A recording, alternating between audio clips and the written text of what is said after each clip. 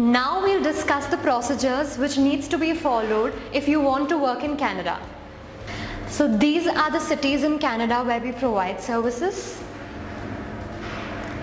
PEBC is nothing but Pharmacy Examination Board of Canada. So these are the series of steps which need to be followed to obtain your license registration. So the first step is document evaluation, which is nothing but the credential evaluation and verification of your document by the council. So step 2 is evaluating examination. You appear for an evaluating examination, which is multiple choice type questions, and the passing mark is 180 out of 300, which is 60%. You have only 3 attempts to clear this examination, and this examination is conducted only in Canada.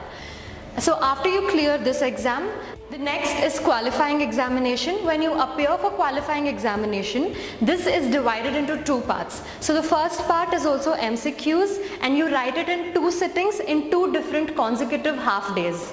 The second part is OSCE, which is nothing but Objective Structural Clinical Examination. The step 4 is to apply to a pharmacy regulatory authority. So this authority lets you decide in which state, province or territory you want to work. After applying, step 5 is structural practical training. You obtain the training from a licensed pharmacy only. So after the training is done, the pharmacy regulatory authority will confirm if you have completed all the requirements to be licensed. The qualification which is required is B.Pharma. You have to achieve 60% of the total score for you to be awarded pass standing.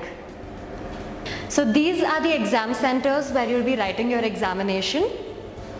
50 to 60 lakhs is going to be the annual salary for the pharmacists.